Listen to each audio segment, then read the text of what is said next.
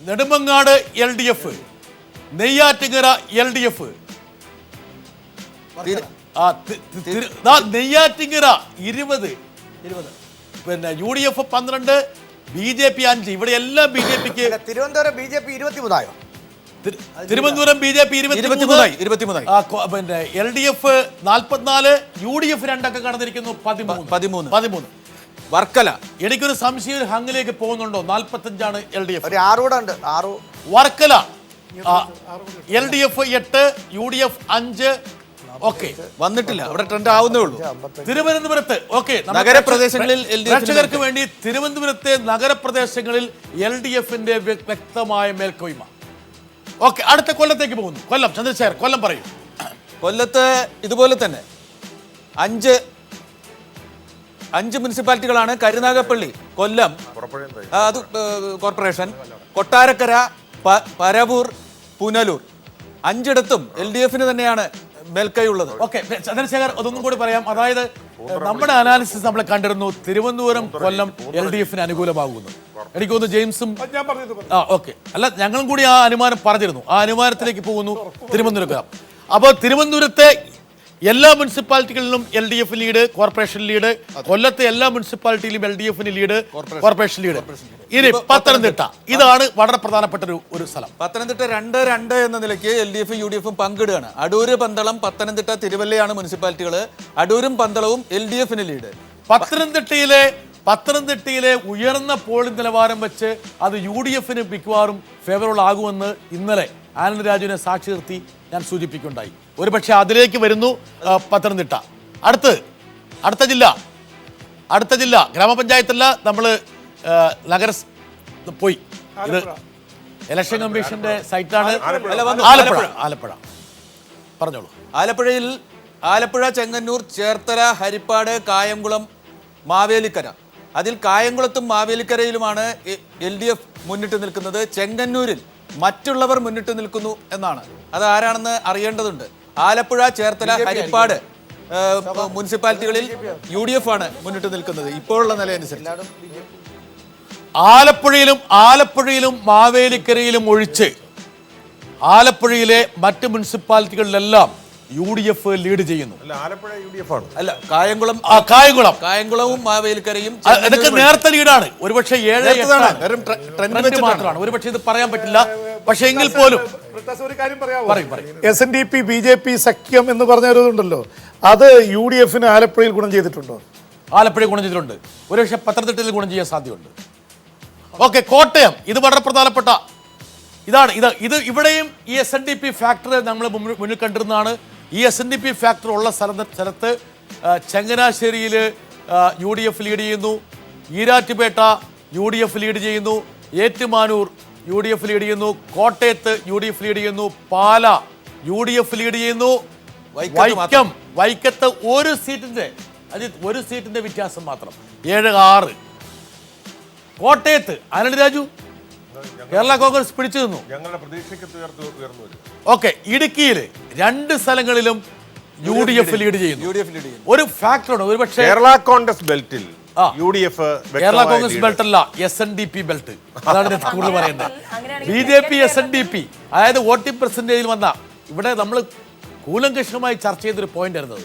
അതായത് തിരുവനന്തപുരം, കൊല്ലം ഒഴിച്ച് ബാക്കിയുള്ള ആലപ്പുഴ, ഇടുക്കിയിലെ ഹൈറേഞ്ച് സംരക്ഷണ സമിതി, ഇതൊക്കെ അപ്പുറത്താണ് LDF ആയിട്ട് ചേർന്ന് മത്സരിക്കുക.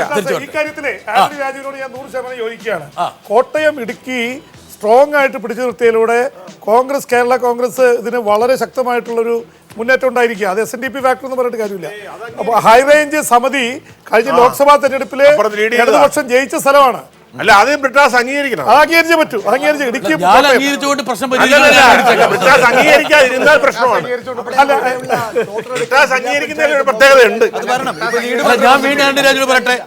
ഞാൻ വീണ്ടും പറയട്ടെ, അവിടെയുള്ള SNDP BJPന്റെ വോട്ടും കാര്യങ്ങളും പരിശോധിച്ചാൽ മാത്രമേ അതിന്റെ കൃത്യമായ വിവരം കിട്ടൂ. എങ്കിലും ഒരു പ്രാഥമികമായ ഒരു ഇത് വെച്ച് നോക്കുമ്പോൾ Ernakulam, Aluva UDF, Angamaly കട്ടക്കട്ടക്കാണ് 16-15, Eloor LDF UDF LDF അല്ലേ?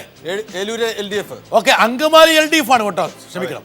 ഓക്കെ, ഏലൂര് LDF, കളമശ്ശേരി കട്ടക്കട്ട, Kochi corporation UDF, Kothamangalam UDF, Koothattukulam UDF, Maradu LDF, Muvattupuzha LDF, north Paravur 10-9.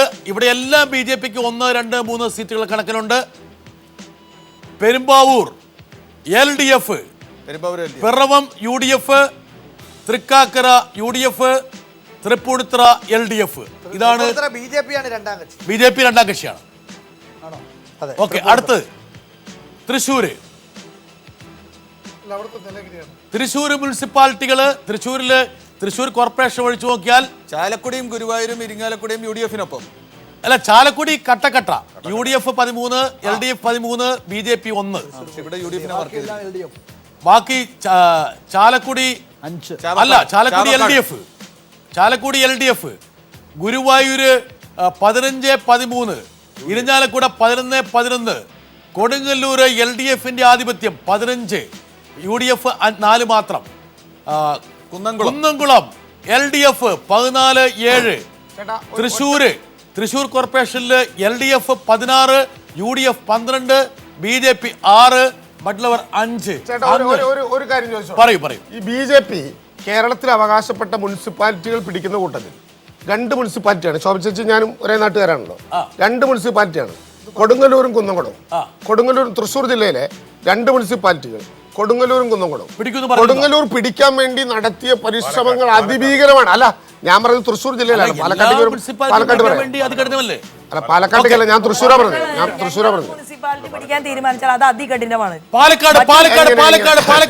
Palakkad പ്രധാനം. ഓക്കെ, ചന്ദ്രശേഖർ നോക്കൂ. പാലക്കാട് ചെർപ്പുളശ്ശേരി, ചിറ്റൂർ, തത്തമംഗലം, മണ്ണാർക്കാട്, പാലക്കാട് പട്ടാമ്പിൽ അത് UDF-നൊപ്പമാണ്. ഒറ്റപ്പാലവും ഷൊർണൂരും ഇപ്പോൾ LDF-നൊപ്പമാണ്. അങ്ങനെയാണ് അവിടെ മുനിസിപ്പാലിറ്റി. പാലക്കാട് നഗരപ്രദേശങ്ങളില് LDF-ന് പ്രതീക്ഷിച്ച വിജയം കിട്ടിയിട്ടില്ല എന്ന് മനസ്സിലാക്കണം. അവിടെ BJP ഫാക്ടർ നന്നായി വർക്ക് ചെയ്യുന്നു വേണം മനസ്സിലാക്കാൻ. BJP ഫാക്ടർ ഒരുപക്ഷെ പാലക്കാട് BJP ഫാക്ടർ LDF-നെ ദോഷകരമായി ബാധിക്കുകയത്. മലപ്പുറം ചെറിയാൻ ഫിലിപ്പേ, ഞാൻ പറഞ്ഞിരുന്ന പോയിന്റ് ആണ് LDF ഫാക്ടർ. മലപ്പുറം ഗ്രാമപഞ്ചായത്ത് വിടുക, മുനിസിപ്പാലിറ്റി എടുക്കുക. ഇപ്പൊ ഗ്രാമപഞ്ചായത്ത് പോയിട്ട് മലപ്പുറം മുനിസിപ്പാലിറ്റി പെരിന്തൽമണ്ണയും തിരൂരും LDF-ന് അനുകൂലമായാണ് ഇപ്പൊ നിൽക്കുന്നത്. കൊണ്ടോട്ടി, കോട്ടയ്ക്കൽ, മലപ്പുറം, മഞ്ചേരി, നിലമ്പൂർ, പരപ്പനങ്ങാടി, പൊന്നാനി, താനൂർ, തിരൂരങ്ങാടി, വളാഞ്ചേരി അത് UDF-ന് അനുകൂലമായിട്ടാണ് ഇപ്പൊ നിൽക്കുന്നത്.